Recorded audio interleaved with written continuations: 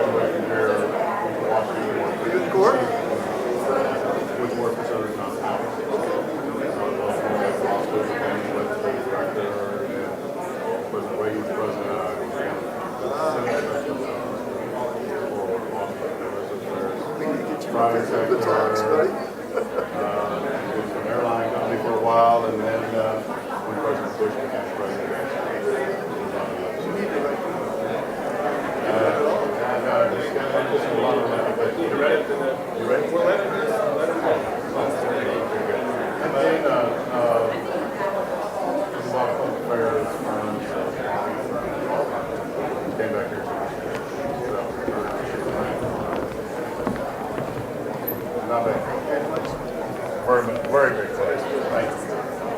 Thank you for being here. No, I'm just gonna.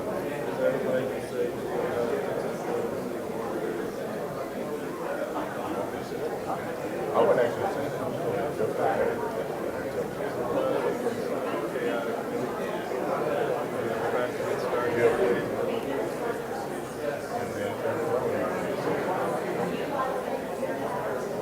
I don't mind. Whatever you want to do.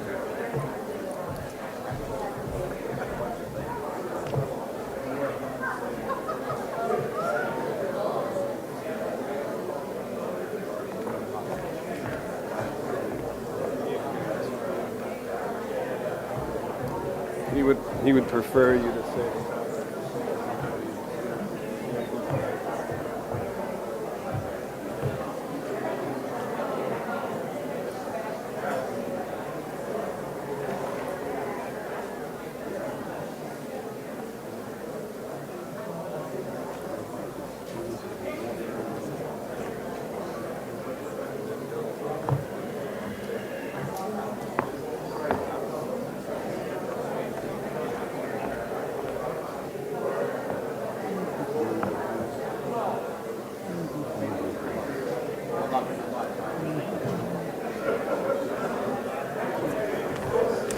Ladies and gentlemen, would you please take your seats?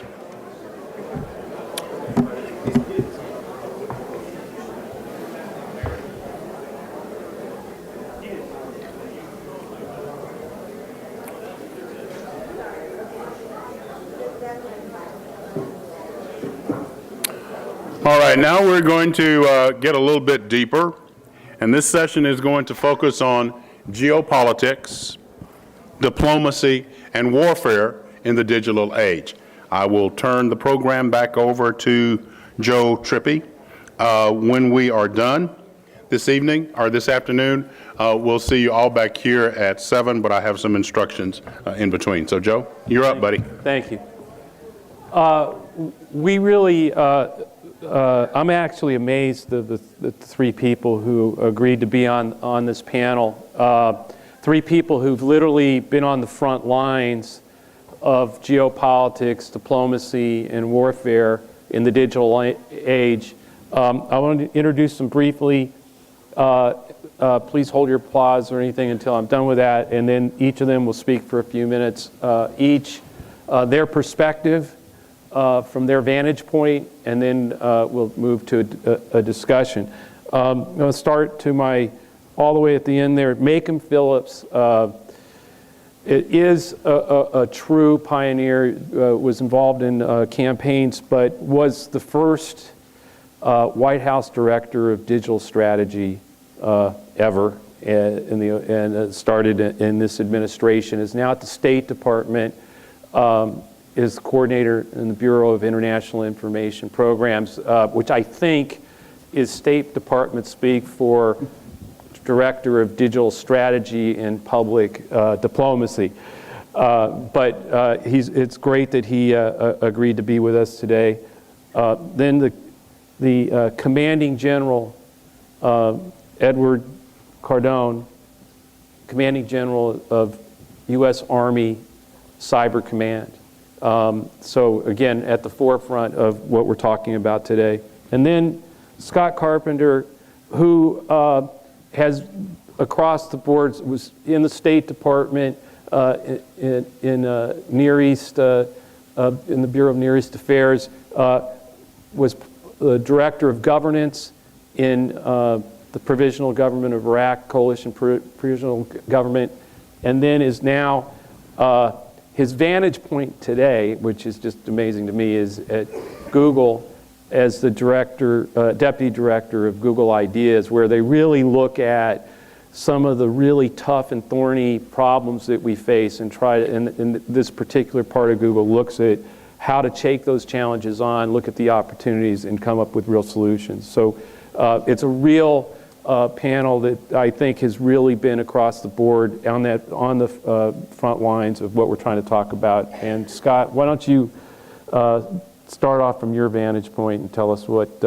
your perspective is. Well, happy to do that. And I just want to say what a great, great honor and privilege it is for me to be here, to have been able to watch that amazing panel this morning, and to be able to have a chance to sit with President Bush for even a few minutes. I also want to thank him personally for this opportunity to wear a tie. I usually where I go places, I don't pay as much respect, and I say to the audience, I apologize for not wearing a tie, but I work at Google now, so you're lucky I'm wearing pants.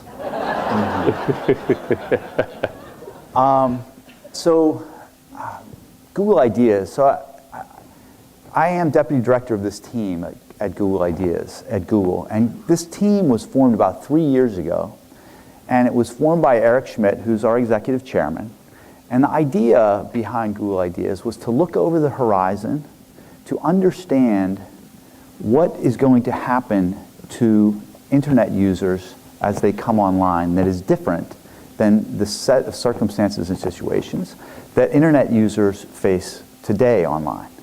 And that this is a critical issue for us. And so our mission, as we stated, is to look at ways in which technology can enable people, individuals, in the face of conflict, instability, and repression.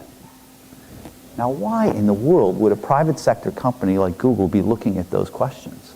Well, I hope in the course of our discussion that you'll understand better why that is.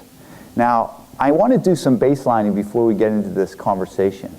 I want to ask, how many of you out there, since this is the 25th anniversary of the Bush presidency, are 25 or younger? Please raise your hands.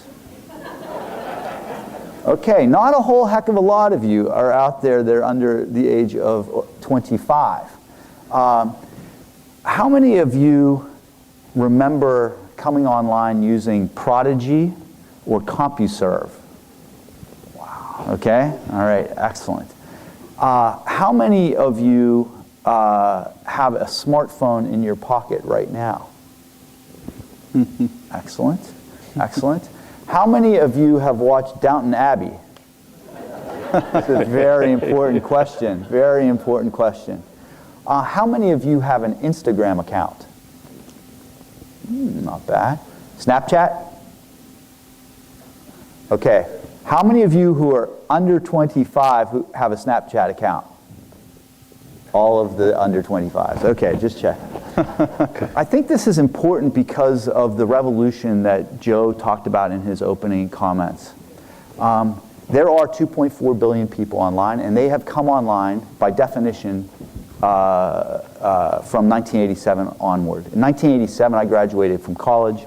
I sent my first email using a VAX system somewhere on the university campus, and that was pretty much my experience with the internet until the early 90s. Right after college, I went off to China for a couple of years, where I was teaching English, where you couldn't even get a copper-based phone line in the country. There was no communication. You couldn't find out what was going on in any other part of the world. It was amazing that when Tiananmen Square happened, that we all found out about it as fast as we did. When I traveled and lived in Central and Eastern Europe right after the fall of the Berlin Wall, there was something called, just the very beginning of something called the World Wide Web at that point. And so in a very long period of time, honestly, we've had 2.4 billion people come online. And it's only been within the last few years that we have these social technologies, thinking about Facebook. How many of you have Facebook accounts? All right. So, 2004, YouTube, 2006, Twitter, even more recently. And thinking about the spread of those technologies around the world. YouTube right now, the vast majority of all YouTube videos are uploaded from outside the United States or Europe. When I joined Google 3 years ago, 24 hours of video were being uploaded to Google servers every 1 hour? Minute. 24 hours of video uploaded every 1 minute. Now we're at 110 hours of video uploaded every 1 minute to our servers. That's a lot of information. Last year, if you look at just data, we generated more information, knowledge on YouTube than humanity has combined to create in all of history. This is a revolution. And the issue is that those 2.4 billion have come online in places like the United States and Europe for the most part, and only slowly now are building outwards. But that pace is going to accelerate immensely and very quickly. We anticipate the next 5 billion people, the next 5 billion, are going to come online within the next decade. Now, think about this. Two things. We saw that panel this morning, amazing panel this morning. Can you imagine if the global penetration of social media was then what it is today? How it would have complicated the decision-making processes that were then taking place? Think about Somalia just a couple years later after the Bush presidency, when CNN waded in with our soldiers. Why were we there? How did that happen? What drove them to the decision-making to be in Somalia in the first place? It was CNN. And the fact that we had global attention on a problem that we would have never even heard about or thought about until that particular revolution took place. But the second issue that I want you to think about is where in the world are these next 5 billion people going to come online? We all did it in a very slow, methodical way. I think you may have heard of this search engine called Google. Right? You know what a search engine is. You know what a web browser is, an internet browser is. You know what Facebook is as a social media tool. Some of you remember that weird sound that used to happen when the phone would connect, do the handshake to get the internet. What's happening today is people are leaping immediately online, and they're leaping immediately online using smartphones. And where are they doing it? They're doing it in countries and places where there are very weak governments, weak institutionally, no oversight, but we're also where there are profound divisions and cleavages within these places, if you think about it. Religious cleavages, tribal cleavages. When you think about what's happening in the Middle East today, remember that the whole international system, all of the borders that were drawn there, was really a recent thing, 1914, after World War I. All of those cleavages now are accentuated, deepened with the onset of social media. What does that mean for us? The other place where they're going to come online is where states are really, really strong, where online repression is prevalent. Freedom House estimates that two-thirds of the population of the world experiences some sort of censorship or surveillance or repression. 1 in 3 people face it in a very severe way. And the question is, what does that mean for us and for our security going forward? What happens when the internet begins to be balkanized?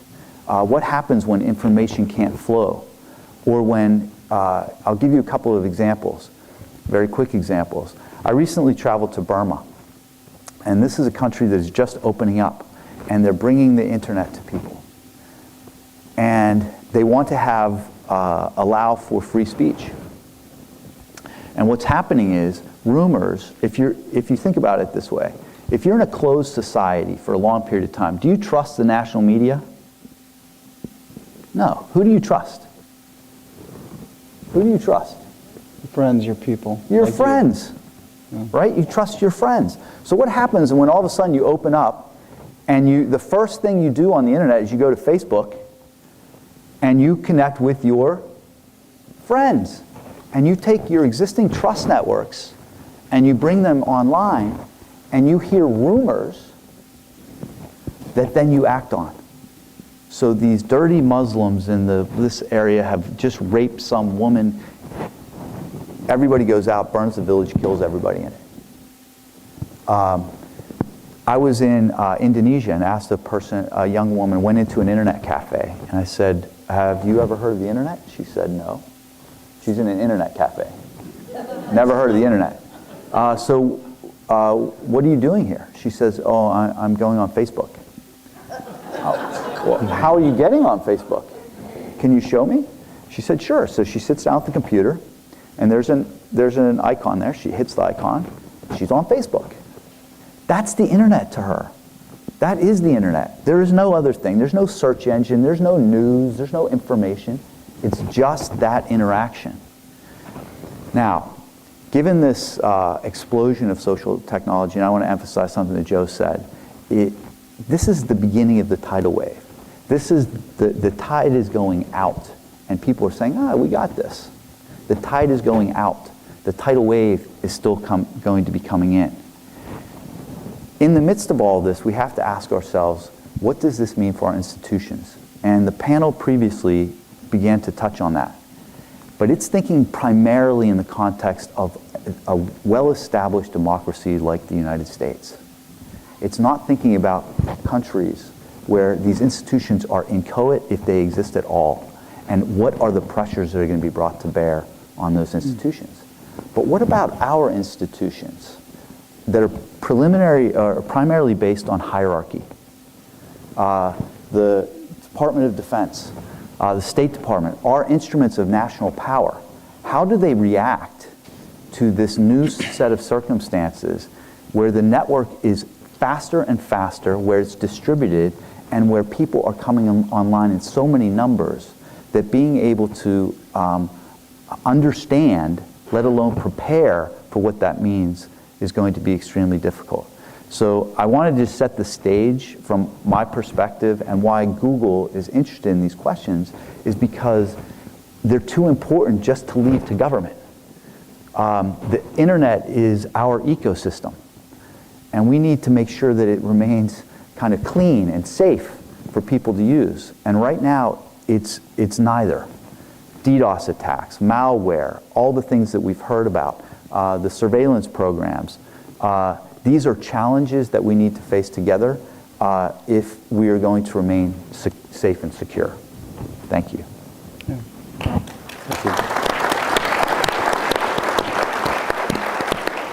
Macon? I'm just going to go ahead and throw out my notes because he just said about half what I wanted to talk about. I mean, he put it very well. I mean, first, let me just say it really is an honor to be here, and I want to thank the organizers and Joe and the president for the opportunity to come speak to all of you. My name is Macon Phillips. I work at the State Department, and before I worked there, I was at the White House where I started this Office of Digital Strategy. But prior to that, I worked on the presidential campaign, which is really, for me, where I started implementing a lot of new ideas about technology and government and politics. Before I go into where I wanted to start, I just wanted to tack on one number to what Scott laid out, because I think he did a really good job quantifying some of the trends here. With all this, the statistics with YouTube, all the activity, you know what the #1 per capita consumer of YouTube content is? Saudi Arabia. It's really interesting when we look at the habits of regular consumers, regular people on the internet. We tend to think that the United States is this consumer culture, but in fact, if you rack up the major countries, somewhere in the middle of the percentage of people who share everything online. And maybe that's not something we should aspire to be #1 on, but when we think about cultures around the world, people are really embracing these sharing technologies in a way that may surprise us. But the point about institutions versus individuals, I think, is absolutely correct. And I wanted to start off today by telling a story that perhaps will bring this into a little bit of relief. So there's a guy in Zimbabwe named Sir Nigel. You can look him up on Twitter. His handle's @SirNige. He's a 32-year-old small businessman who he has a kid on the way, or he has one by now. I met him in January.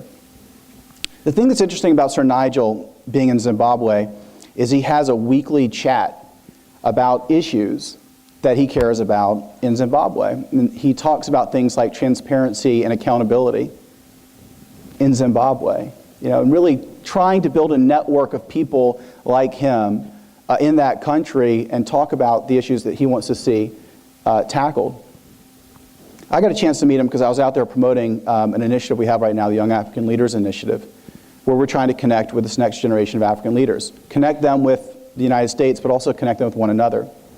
And the embassy there did a great job of programming me. I went and spoke a bunch of different places, met a lot of really fascinating people. But they asked Sir Nigel to really take on the responsibility for promoting a panel, sort of like this one.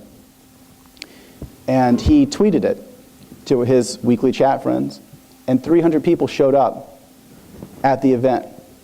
Secret police came too. It was a big party. But it was fascinating because sitting up here and looking out at that crowd, the ambassador and I both said, look around and introduce yourself to someone you didn't know before you came here. Because if the United States can help build that network of young leaders who want to excel in the private sector, in the public sector, in the nonprofit sector, we're doing our job. We're trying to build a better future here in Africa with you. And seeing this digital network, this sort of virtual network, if you will, in real life, it reminded me a lot of the things that we worked on in the White House, certainly a lot of the successes I felt like we had on the campaign trail. And it feels to me like that focus on network building amongst people who share our interests is a really important strategy to prioritize as we move into a more networked world. So fast forward to, I guess last week, we've now built this initiative into 60,000 young African leaders that we're emailing with and chatting with and doing all sorts of stuff. And we had a chat where we basically did the same thing Sir Nigel did. We threw out a hashtag. We asked young Africans across sub-Saharan Africa to join us and talk about various topics.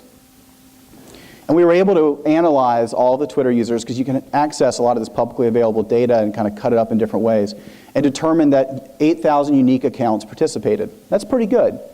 1,200 of them were brand new just to join the chat. So now you have young Africans who are joining Twitter so that they can engage with the US government and one another. We were also able to look at this group of 8,000 accounts and determine that the network density within this group increased by 30%. So we're able to quantify that policy objective of strengthening the network among young African leaders who ultimately will be the ones who support one another and move this forward. Because you obviously have an input-output problem when you have 3 people on a computer in the United States trying to chat with 8,000 people. The play is really to build that network. Something that Richard Haas said earlier, I think, is exactly the theme here, that diplomacy is about relationships. And when he brought it up, he was talking about in the context of world leaders and telephone diplomacy and some really important work. But when we think about public diplomacy, we now have an opportunity to have all sorts of new kinds of relationships with regular people. And regular people actually are more powerful than they ever have been. And there's two trends, I think, that Scott touched on that I think are just really important to lay out. First, trust in institutions is falling. It just is. Edelman did a big worldwide survey on this to really quantify and get at it. And basically what they came away with was 1 in 6 people trust their government leaders to tell the truth when faced with a hard decision, when faced with a hard question. They just don't trust their leaders.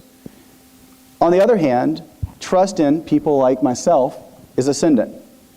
At a time when you have technologies that help you find people like yourself.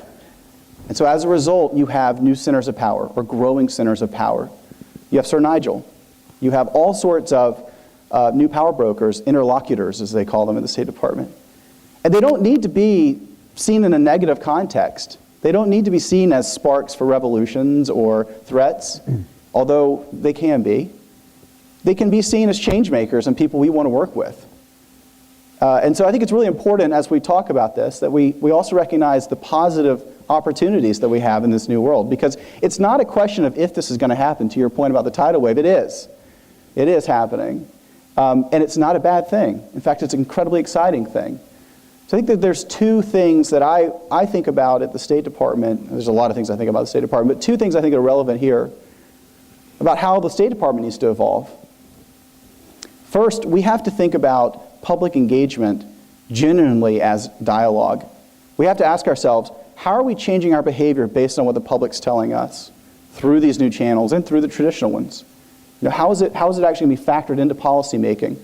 Because people want to give input. They want to be heard, and they want to see action change based on that.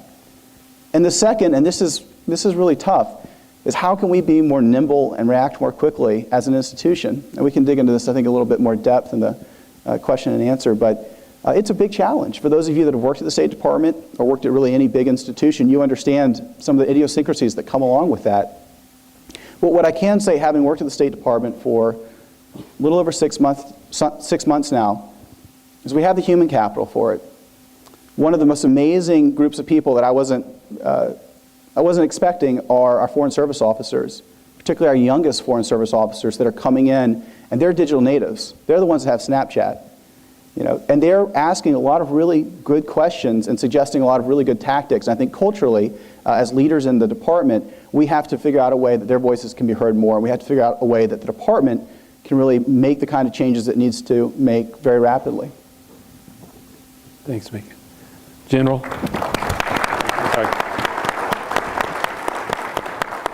So I just put my notes aside. First, it's a tremendous honor to be here today. Ed Cardon, Commander, U.S. Army Cyber Command. But first, with the digital age, I always like to start off with a positive word, because normally when you hear cyber, what conjures up is a negative word. But when you think about the way the digital age has transformed our society and transformed the military, it's absolutely stunning. And I agree with you that we are on the edge of what I call yet another tidal wave.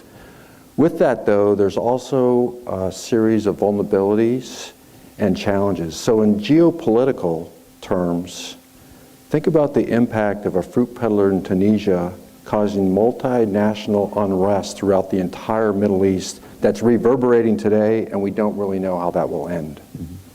And then when you look at the politics with the ability to have local people engage globally, and what that does in subcultures and to the culture of societies, that also has tremendous opportunity and vulnerabilities, especially when you start to think about terrorist networks.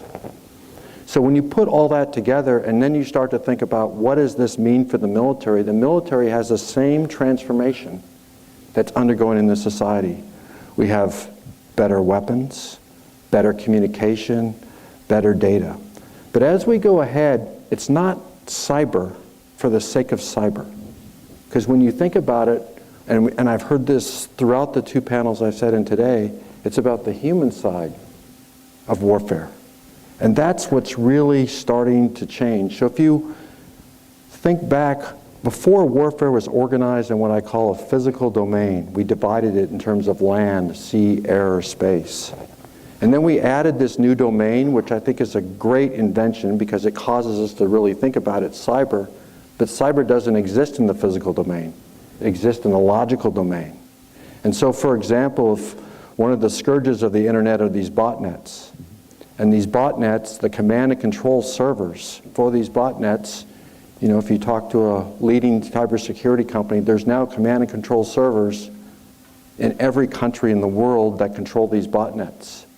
So there may actually be a server in a country other than the United States conducting an attack on the United States, and that country doesn't even know it. And so what are the implications to warfare with this? This is one of the reasons that General Alexander, now Admiral Rogers, there's a lot of discussion on cybersecurity legislation, because most of the rules for what I'm talking about, my words, were written in a 20th century world, and we live in a 21st century world. And so decisions like our denial of service attacks that were against the banks in New York, widely publicized in the Wall Street Journal, are those attacks or not? Well, that is a policy gap, or I would even say is a policy sanctuary, as we sort our way through this as we go to the future. So the way I kind of organize the thinking on this is, first you have the people side, the convergence of land, cyber, and human, because at the end of every tweet, the end of every Snapchat, the end of every email, there's a person, and that person lives in a physical space. And so when you combine that with cyber, then you combine that with human, what this convergence means in the future, we're not really sure, but its implications are going to be profound on warfare. If you go next to the technologies, and talking to Scott earlier, I think the reason we're on a tidal wave is because cloud and virtualization technologies, wire and mobile technologies, and advanced computing technologies are completely changing the computing environment as we know it today. I would not even predict what this will look like in a couple of years.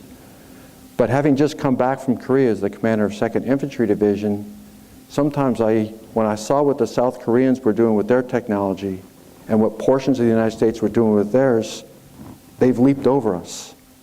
And as I encourage people to travel to Asia, to see what's really going on out there, because it is simply amazing how the technology is advancing. Now but the technology is not just for the sake of technology, because it connects with human. And that brings me to the last part, processes. And I thought Lorelei did a great job laying out these processes, and we really need to sort out these processes at the national level, because the Department of Defense is really only responsible for what's called the .mil domain, only our military networks. And other government agencies and private companies are responsible for the rest of the domain. And so when you listen to General Alexander and he talks about the potential for a cyber attack on the United States, who has authority to do what, where, when, all of this is still very, very preliminary in nature. The good news is a lot of work has been done on this. I think President Obama has done a lot of work to try and advance cyber legislation. That said, there's no consensus. I go back to a lot of these rules that we're operating in today are 20th century rules for a 21st century world. It will have implications in the way that we conduct warfare in the future. Because if you do believe that Clausewitz was right and that war is just an extension of politics by other means, then we are going to face this in the future. Thank you very much. Thank you, Tim.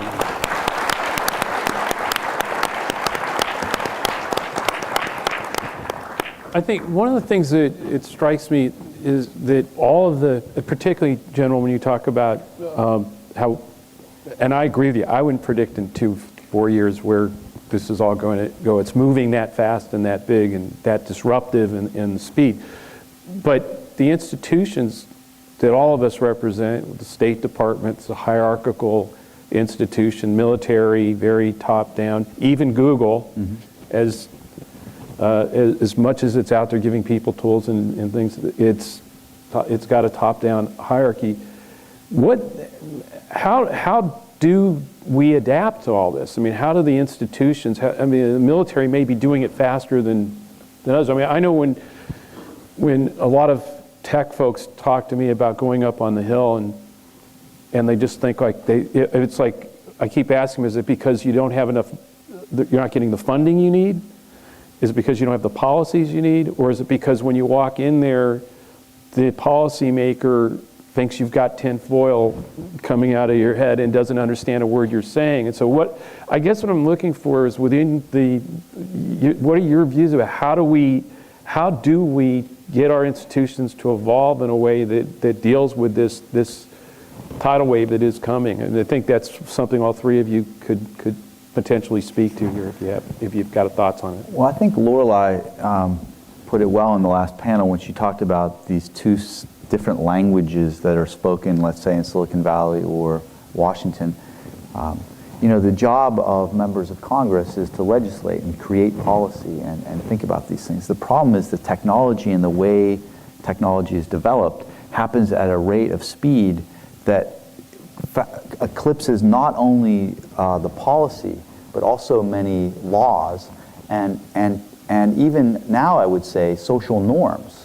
We're evolving social norms online. What's appropriate? What's not appropriate? What should we be doing? What shouldn't we be doing? And all of that is happening in a context of it's not slowing down. So part of it is trying to build that notion into our policy-making formulation somehow, and I don't know how, because right now the system can't accommodate it. And whenever a system can't accommodate it, those changes go around it somehow.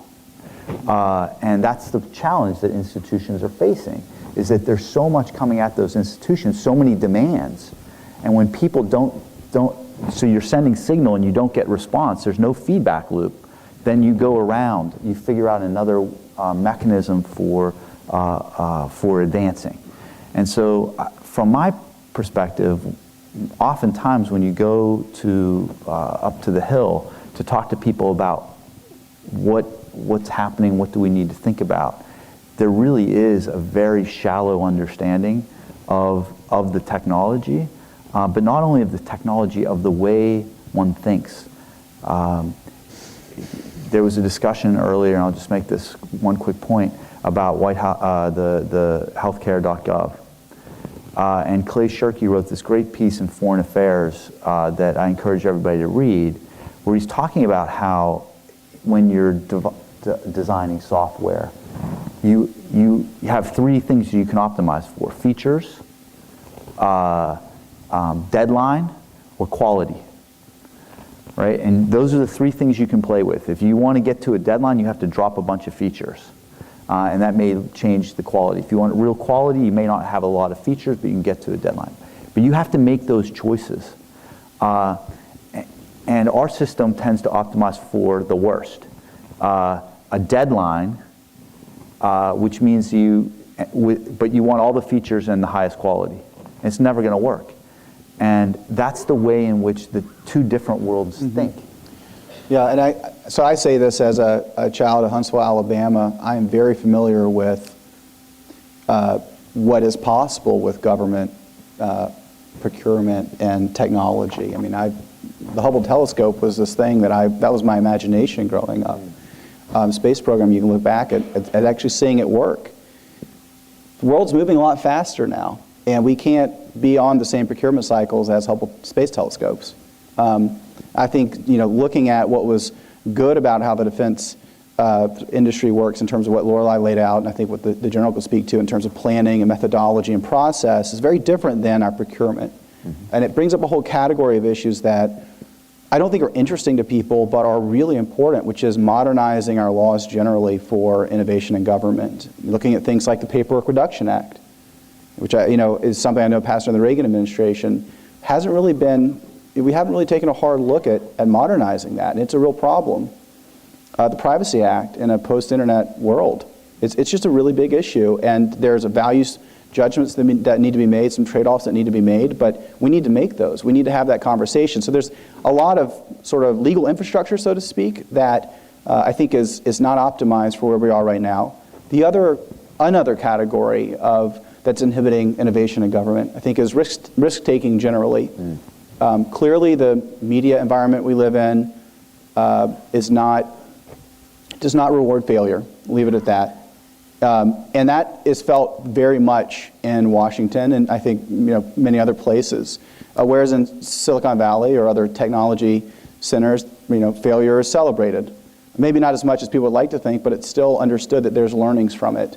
We're playing a zero-sum game at times when we look at government taking on challenges, and I think that gets back to some of the points that were made in the earlier panel about shifting from rhetoric and politics and actually looking at better government.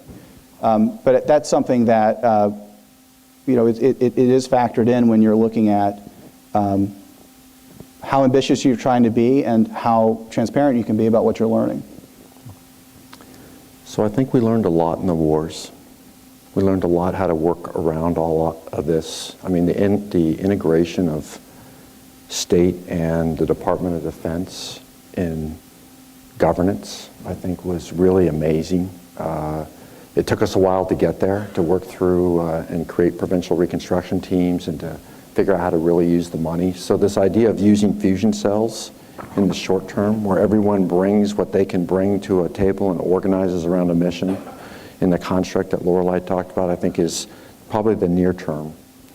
The acquisition rules, I'd like to kind of go back to what you said. So it works for some things, it doesn't work well for tech, but tech actually has a couple of problems. One is, and I'll speak maybe for myself or many of my peers maybe, which is we don't understand it very well, right? And so we grew up in an age where another speaker said, just make all that stuff work, right? And you didn't have to worry so much about the security, but now you have to understand it, and you have to understand for us, we're starting to view this as a place that you actually do operations, and that's a completely different way of thinking about it. So going back to acquisition, if the people making decisions don't know how to ask the right question, you're never going to get the right product. And then finally, for the military, failure is not really rewarded, especially outside of a combat zone, not even in a combat zone, but there's plenty of data out there that shows the tremendous innovation that goes on during a war, but when they come back, they feel stifled by the policies that are still in place at the start of the war, and some are still in place today. And so, General Dempsey, I think, is doing a lot to try and break this down to the concept of mission command and to understand that we have to take more risk, and that with more risk may come failure, and that not all failure is bad. So I think just those three things right there are going to help us in the long term. That's true. We've got about 4 minutes left of this panel, so I think what I'd like to do is give you each a 2 minutes to expand on something that you want to expand, or a closing thought. Macon, Well, I'll just say that I have this, one of the best things about working at the White House and working at the State Department as well is I get a lot of classes of interns and young people who come in and want to know the secret, like there is one. You sit there and you look at them and you sort of try to figure out what can I say to them that's going to really break through. And where I've landed is that I'm 35 years old. And I feel incredibly lucky to be born when I was born and be working in this job right now, precisely because of what I think my colleagues have really described well, that the world's changing in a really amazing way. And I have a foot in high school when I used card catalogs to write papers. And you ask these interns if they know what card catalogs are, and they don't know.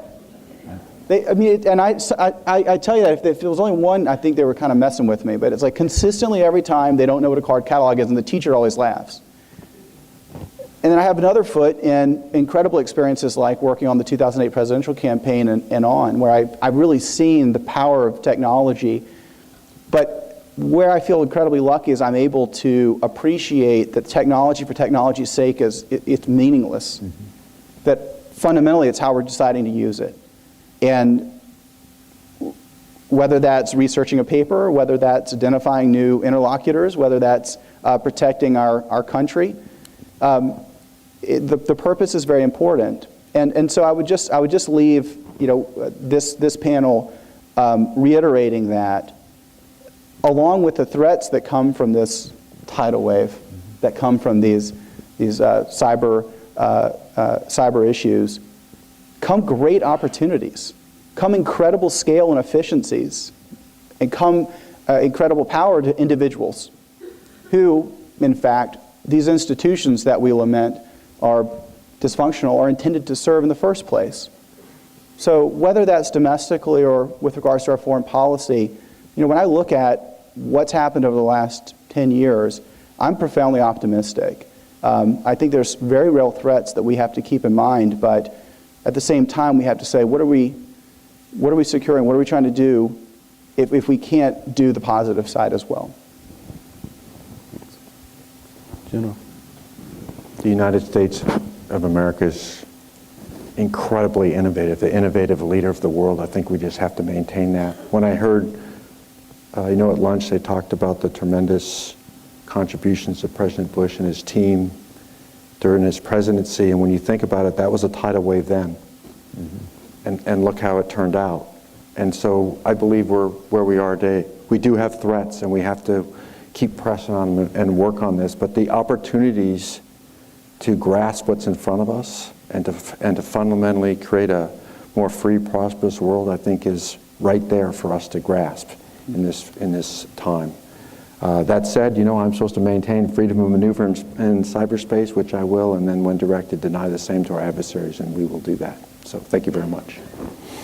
Yeah, for me, I feel privileged to have witnessed and grown up in that critical moment when the Soviet Union collapsed and the Berlin Wall fell, and all of the change that was ushered in at that time, and to be witness to that revolution where a lot of people were really profoundly afraid of what was going to happen, and where we were able to celebrate that here today, this morning. And I feel the same way that Macon does, that even as we think deeply about the challenges that face us, this is an exciting time where human potential is perhaps going to be unleashed in a way that exceeds even that of the Gutenberg press, and in a much more dramatic way. What we need to not fear, though, is that our institutions are going to change. They're going to be challenged. They have to adapt.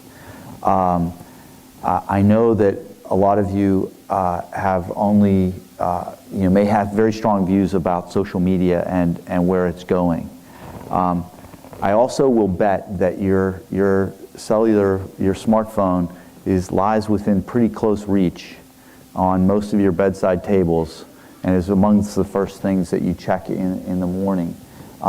It's going to change the way we behave, the way we act, a lot of things. We're going to have to evolve these new social norms together, but this is going to be a really amazing, exciting time. Thank you. Thanks all three of you for...